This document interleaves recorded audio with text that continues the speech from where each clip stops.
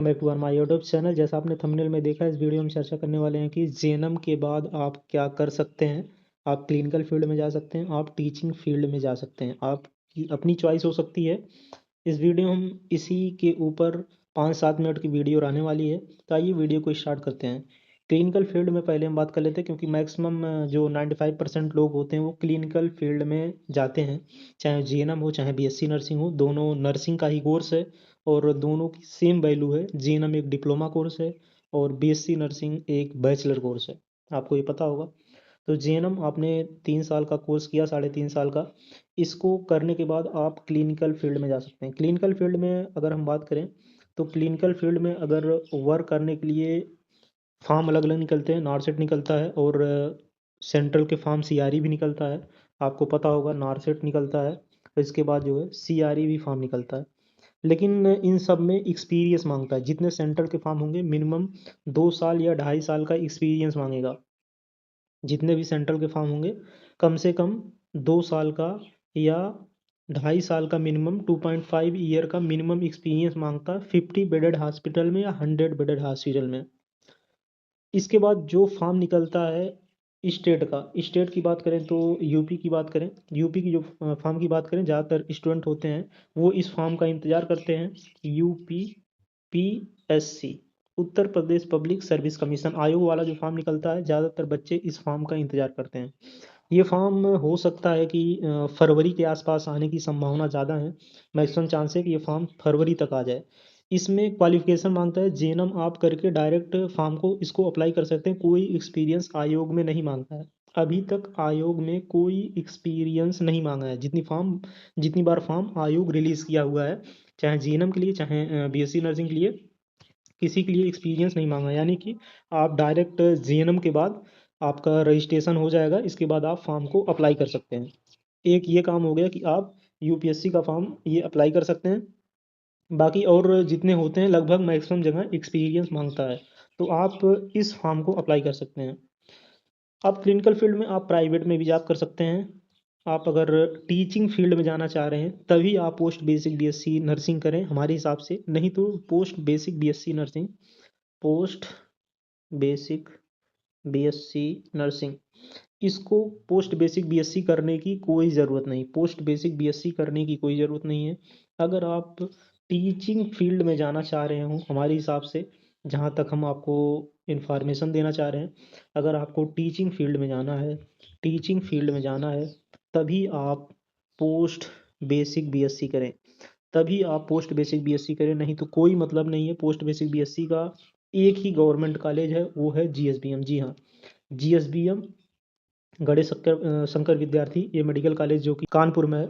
यहाँ पे सिर्फ 50 सीट्स है, 50 सीट्स है ओनली, 50 सीट गवर्नमेंट की। बाकी यूपी में जितने भी कॉलेज हैं सब प्राइवेट कॉलेज हैं, सब प्राइवेट कॉलेज हैं। कोई गवर्नमेंट कॉलेज नहीं है पोस्ट बेसिक का। तो पोस्ट बेसिक गवर्नमेंट कॉलेज सिर्फ एक है, वो है जीएसबीएम, जहाँ पे 50 सीट्स हैं। बाकी जितने कॉलेज हैं सब प्राइवेट कॉलेज हैं। और सभी प्राइवेट कॉलेज में हम 2021 में कुछ लोगों का, हमने 2-3 लोगों का हम खुद काउंसलिंग किए थे। उस टाइम फीस जो थी उतनी ज़्यादा फीस नहीं थी, 40-50 हज़ार रुपये में एडमिशन हो जाता था। लेकिन अब फीस दोगुनी हो गई है। फीस हर कॉलेज की बढ़ गई। उस कॉलेज की हमने अभी पिछले साल, उसके पिछले साल एक काउंसलिंग करवा रहे थे, देख रहे थे फीस काफ़ी ज़्यादा उस कॉलेज की बढ़ गई। यानी कि सबकी कॉलेज फीस बढ़ गई है। तो कोई मतलब नहीं आपको फिर 2 साल कोर्स करके, 2 साल कोर्स है, कहने का 2 साल, कम से कम 2.5-3 साल लग जाएगा, 2.5 साल मान लो।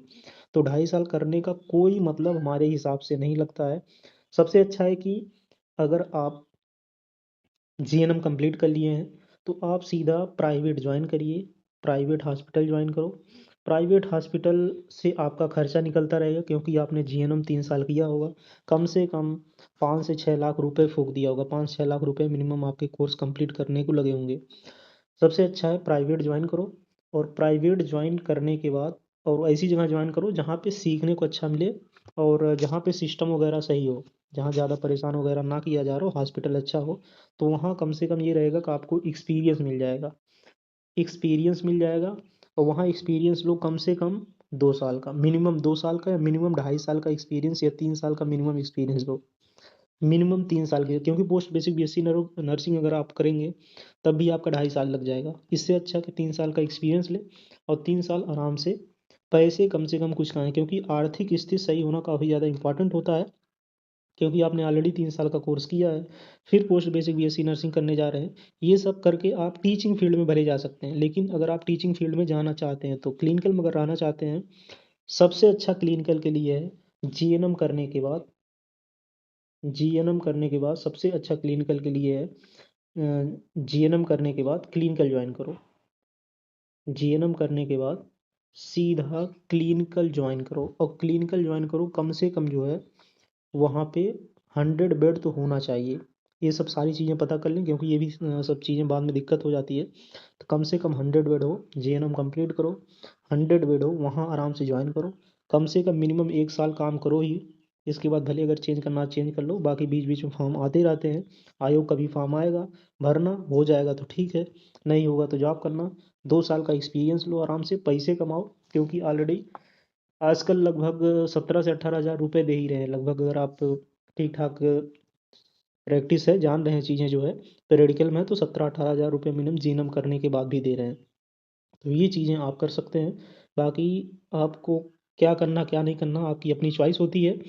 इन्फॉर्मेशन अच्छी लगी तो वीडियो को लाइक करें, और ध्यान रखेंगे पोस्ट बेसिक बीएससी नर्सिंग वही लोग करें जिनको टीचिंग फील्ड वगैरह में जाना हो। कोई मतलब नहीं पोस्ट बेसिक बीएससी नर्सिंग करने का, फिर वही चीज़ें पढ़नी पड़ेंगी। और कोई हमारे हिसाब से कोई ज़रा सा भी मतलब नहीं पोस्ट बेसिक बीएससी नर्सिंग करो। अगर करना है तो उत्तराखंड वगैरह साइड से कर लो, और नॉन अटेंडिंग करो। नॉन अटेंडिंग करने से ये फ़ायदा रहेगा क्योंकि आप जेएनएम किए हैं, आराम से जॉब कर सकते हैं, फिर पढ़ने का कोई ज़्यादा मतलब नहीं निकलता। मिलते हैं नेक्स्ट वीडियो में नए अपडेट के साथ। जय हिंद।